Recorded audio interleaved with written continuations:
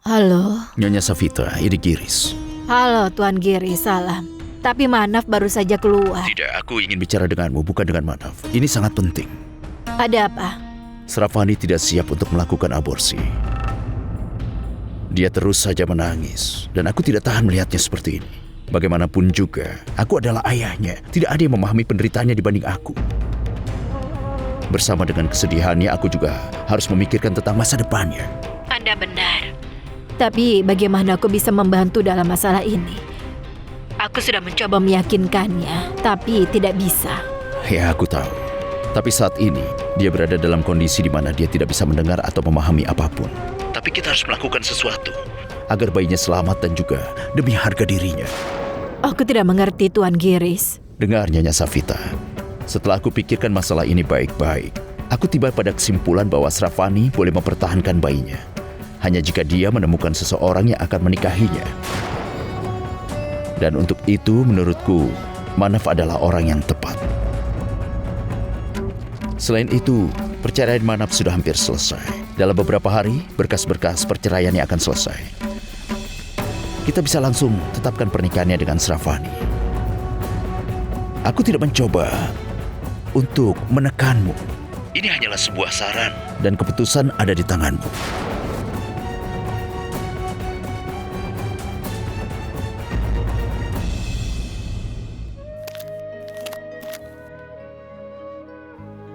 Manaf, ayo duduk dulu di sini.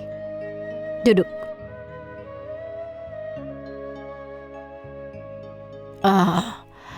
Duduklah. Tuan Giris tadi menelpon. Dia bilang bahwa Srafani tidak mau melakukan aborsi. Dia menangis dan tidak mau mendengarkan siapapun. Dia memutuskan tidak mau melakukan aborsi. Tuan Giris pikir jika ada seseorang yang mau menerima keadaan Srafani sekarang, itu akan lebih baik. Dan dia bilang jika Manaf menikahi Srafani, maka masa depan Srafani akan tenang.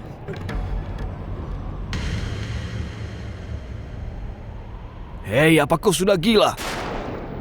Apakah itu solusinya? Bagaimana bisa Tuan Giris berpikir seperti itu? Manaf dan Srafani menikah. Tidak, itu tidak mungkin. Kenapa itu tidak mungkin? Katakan padaku kenapa? Apa salahnya itu? Safita. Sachin adalah adiknya Manaf. Memang bukan tugasnya Manaf untuk memperbaiki kesalahan Sachin. Aku tahu itu, tapi apa salahnya? Tugas dan tanggung jawab telah menghancurkan hidup Manaf. Dia telah melakukan itu semua seumur hidupnya.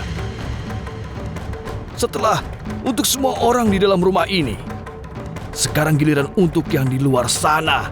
Srafani bukan orang luar. Aku setuju Srafani bukan orang luar, tapi pernikahan ini tidak bisa dilaksanakan. Safita, cobalah untuk mengerti. Apa hasilnya untuk hubungan suami istri yang berdasarkan kompromi? Aku yakin Srafani ataupun Manaf tidak mungkin akan bisa berbahagia.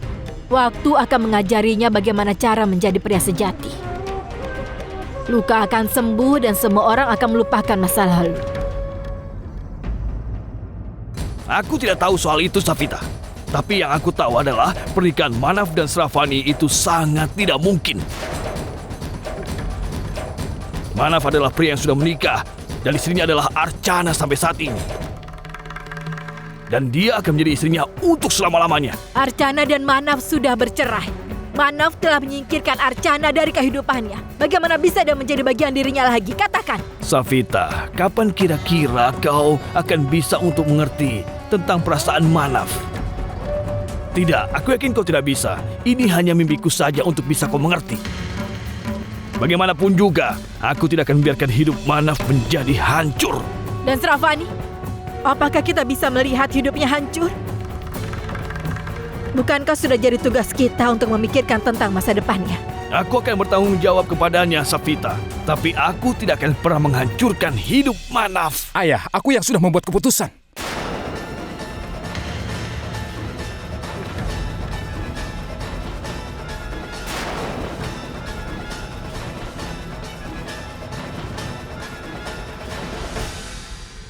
Ibu sudah tahu itu.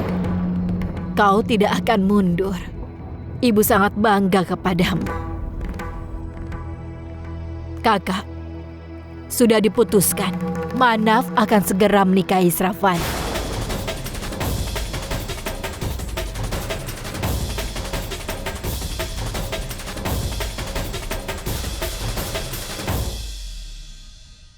Manaf, kau... Aku siap untuk menikahi Sravani. Tidak seperti itu, Manaf. Dengarkan, tatap mata ayah dan katakan itu semua. Ayah tahu kau tidak akan bisa mengatakannya. Ayah tahu kau masih terus memikirkan Archana. Kau masih mencintainya. Lalu kenapa, Manaf? Katakan. Kenapa kau tidak mau menatap ayah? Manaf, katakan pada ayah dari dalam hatimu sendiri bahwa kau ingin menikahi Sravani. Ayah, aku sudah membuat keputusan.